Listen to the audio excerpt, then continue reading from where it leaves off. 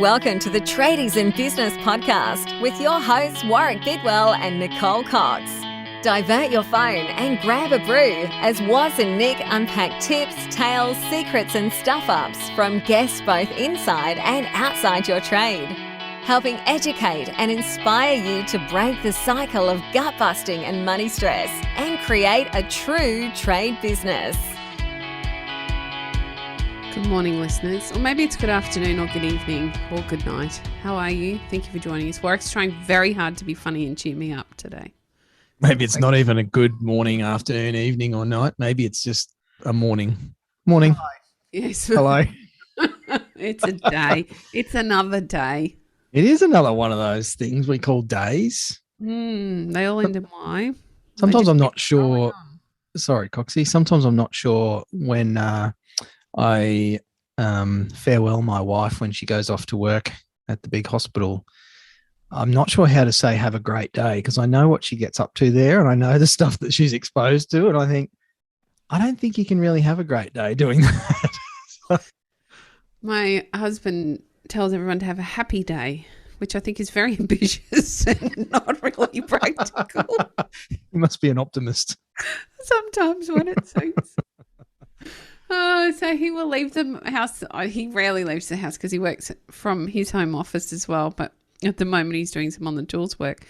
And so he leaves the house in the morning at 5:30. Have a happy day. And I'm thinking there's not a lot to be happy about today. And you want to say, fuck you, Jack.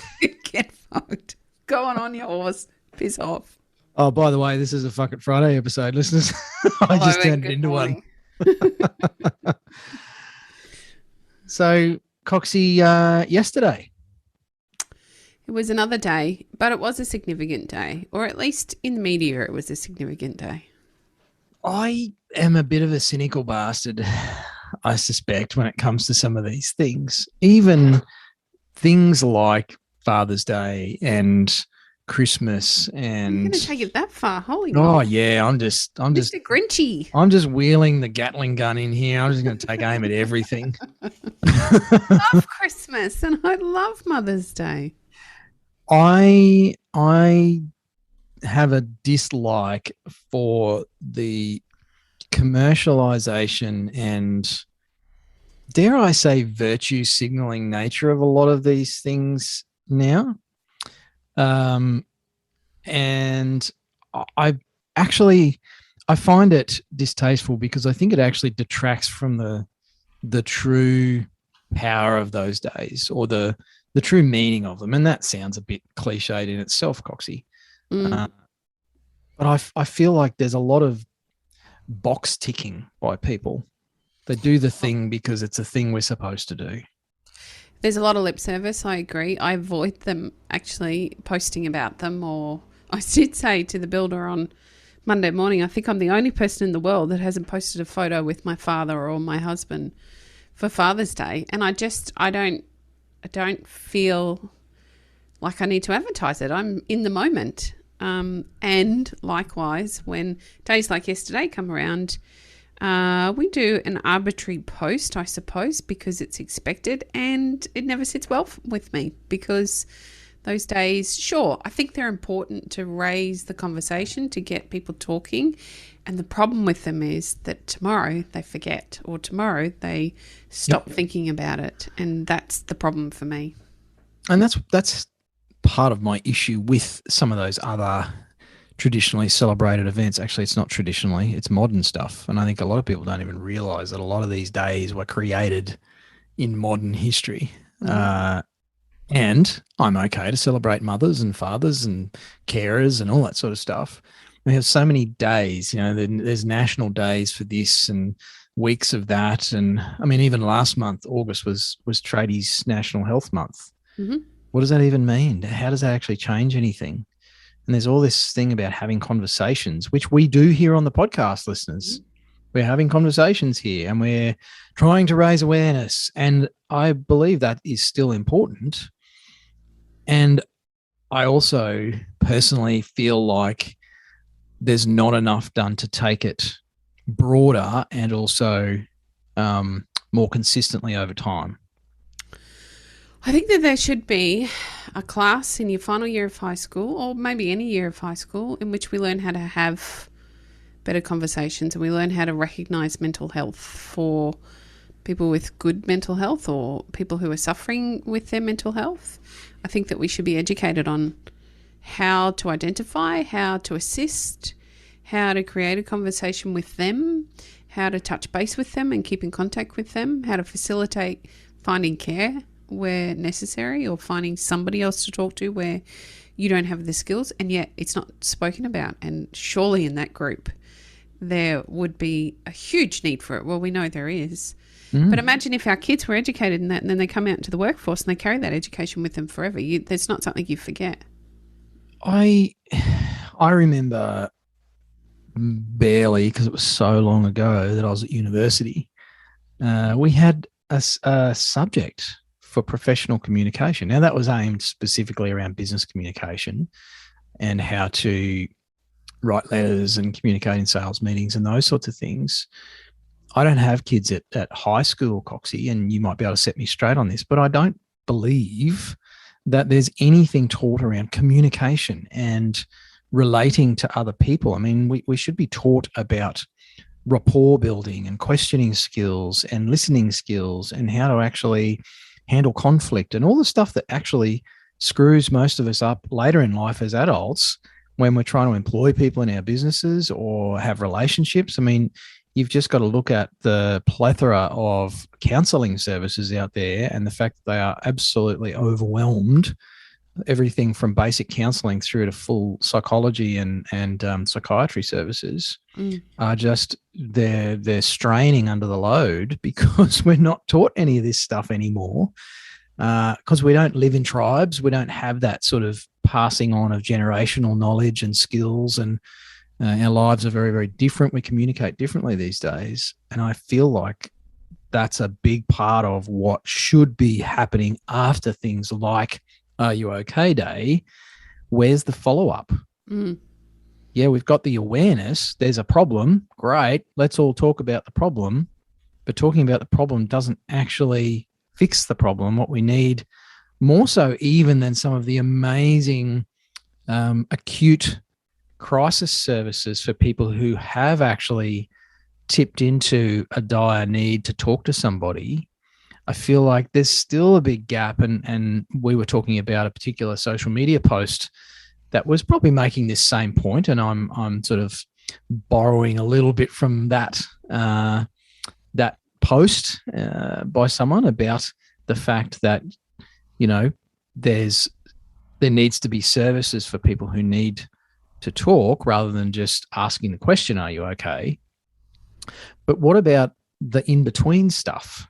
And I feel like that's what we had a great chat with Mitch from Speak Up, Stay Chatty recently on the show, is looking at that mental fitness stuff, you know, the mental well-being and all of the other factors that play into that. It doesn't seem to still be getting enough attention, much attention. I don't think there's any focus on prevention. There's only focus on not even cure. It's just the acute stuff. That's what we talk about. We try to find out where somebody's at, or here's a Band-Aid fix, call this number, in the hope that there'll be some sort of support off the back of that. But there's no education around prevention. This is what you need to do to keep your mental health strong. This is what mental, and it's perhaps it's because it's so variable and so relative. Everybody's mental health is different, and I guess it's like physical health. So some education is better than none, isn't it? Some move towards meditation, some move towards physical exercise, some move towards taking care of what you're eating has got to be better than none. And yet we don't connect the dots and make it part of the same conversation. And the prevention stuff, I feel, Coxie, is actually quite simple. It's not this massive program that we'd all need to embark upon. Preventing a large proportion of the crisis need for people is within the reach of all of you listeners. You all have the tools at your disposal without having to go and do lots of study or huge personal development or anything else. The tools are at our disposal, and some of us figure that out through our own crises and our own capitulations in life, and come to realize that, holy crap, if only I'd done more of this, if only I'd practiced more mindfulness, and if only I'd read a few more books about this, or listened a little better to the people around me, or taken better care of my physical health with my nutrition or my movement, or getting some time outside, or taking a break once in a while, it wouldn't have all added up to be such a huge load that it broke me. And there's no expensive magical cure needed to help more people avoid these issues in the first place. But it's not sexy. It doesn't attract funding, because you don't need someone else to do it for you. You've got it all in your own pocket. And I wonder if that's why it doesn't get any attention, Coxie, because it doesn't need big fundraising campaigns, and it doesn't pump up people's egos to deliver these services and feel like they've done something amazing for humanity, which is fantastic. And we need those services for the people that end up with that need.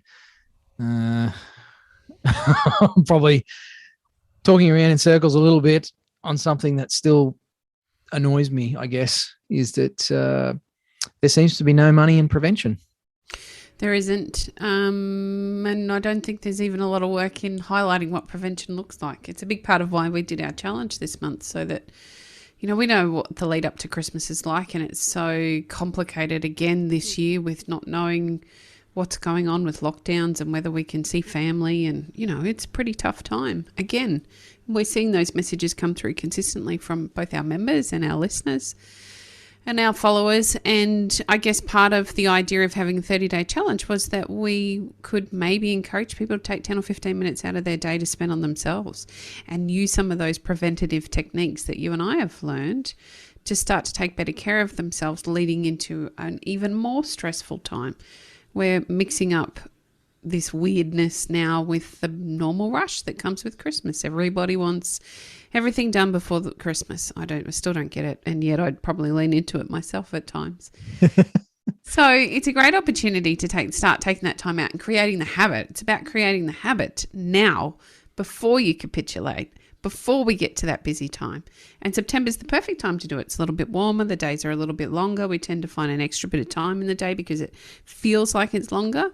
So putting that 10 or 15 minutes aside to meditate, you can meditate in 5 to 10 minutes.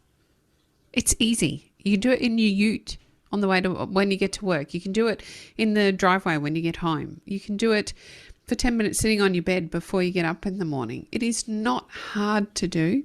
It's relatively accessible for free. You don't even need to pay a lot of money to be part of an app or something to find it. There's heaps on YouTube for free. 10 minutes, that's it.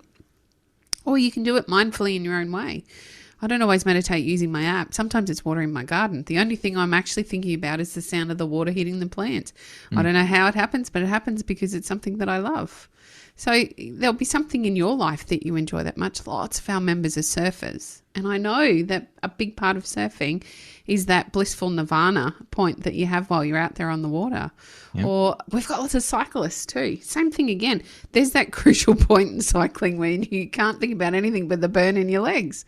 That's actually meditation and mindfulness. That's not a bad state to be in. So just finding some time like that every day for yourself. Top up the bank of self so that you can give more to others.